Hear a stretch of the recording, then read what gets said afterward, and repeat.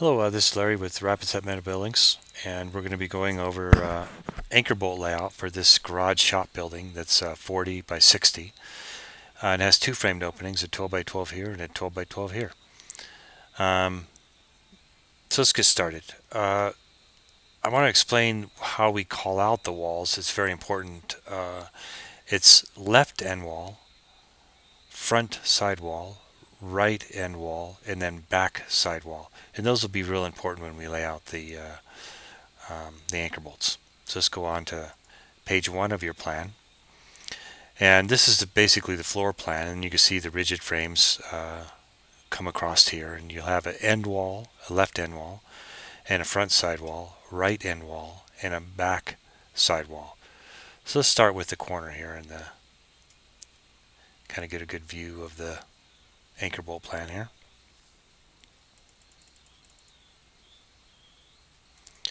And these each are patterns, so you have pattern D and B and A and E. So let's start with A. And if we were to go to the detail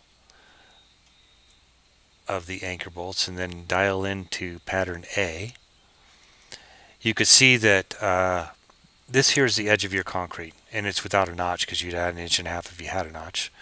But this is the end wall, and this is the side wall because of SW and EW.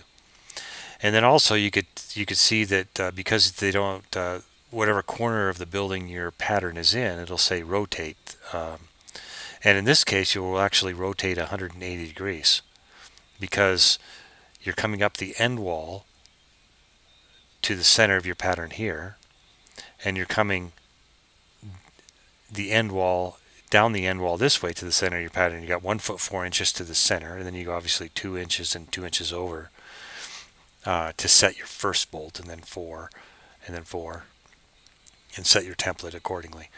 But real importantly, this is the edge of your concrete, and the edge of your concrete, and this is the side wall and the end wall.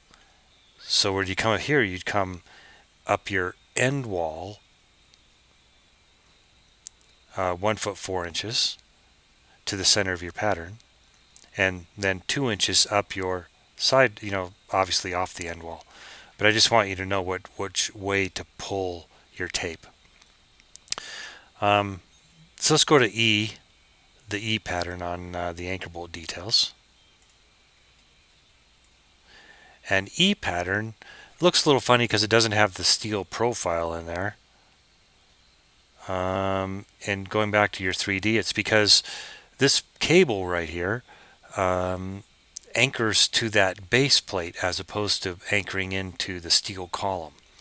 So it's real important that that base plate be set in the right place so that the cable planes out correctly when your building is done. So remember EW and SW. So let's go down the EW line 1 foot. So you'd actually go EW would be this wall here, and you'd come up 1 foot to the center of the pattern. So you'd come up in EW. So in reality, your plan is out here a little bit because they don't come to scale on your floor plan. And the reason is because your cable, it'd be good if your cable missed the girts that are running in your wall right here and runs in front of it. So your pattern would actually be out here. So you'd come 1 foot up on your end wall and taking your side wall, which is actually rotated 1 foot 4 inches up your sidewall. So you'd come 1 foot 4 inches up your sidewall this way, and then 2 more inches to your first bolt. So you'd go 1 foot 6 inches, concentrating on just the bolts, to the first bolt. So your sidewall, you'd come 1 foot 6 inches to your first bolt, and then your pattern would be out here. It looks like 4 inches apart because you got 2 inch, 2 inch, and then you have 4 inches between your pattern. I hope that makes sense, but just pay attention to the EW and SW and in relation to how it rotates from the corner. So you'd go, remember this is SW, and then you have EW. And let's go to another pattern here. Let's go to pattern B, because B is relatively easy. And it's right here. And for B, 3/4 bolts, which are typical, although you want to make sure that what they are. You come from where it is relative to the plan to the center, and then you got 2 inches and 2 inches to set your first bolt and then your template.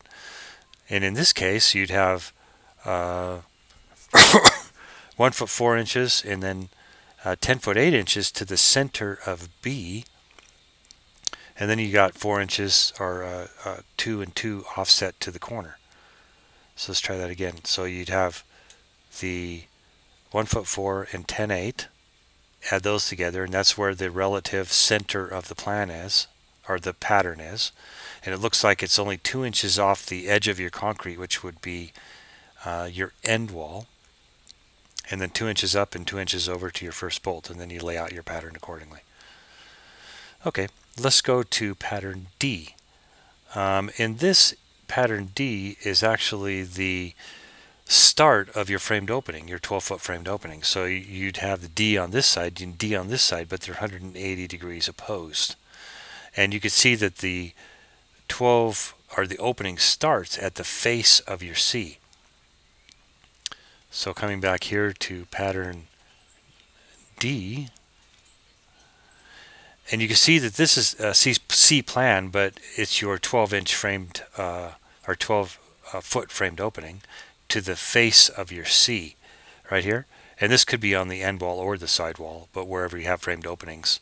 So you'd actually have it on, like we're looking at it on the right side from the face of the concrete, and then you flip it 180 degrees for the other C over here. And from the 12-foot face, you'd measure 12 foot from the start of your opening right here, and then 1 1/4 inches to the first bolt set back from your framed opening face, and then 2 inches up from the edge of the concrete. So this right here is the edge of the concrete. And to go back to the pattern, so you do your 12-foot framed opening to the face of your C, 12-foot framed opening to the face of your C, and then the 1 1/4 inches back, and then 2 inches off from the edge of your concrete. So to come back to the 3D, so we covered the corner column, we covered this column here, we covered the start of your C channel here, and the end of your C channel here, and the base plate for your cable. So you just follow the pattern around the building and set your templates according to the assembly manual we give you, and you should be good to go. And this is Larry with Rapidset Metal Buildings, and thanks. See you next time.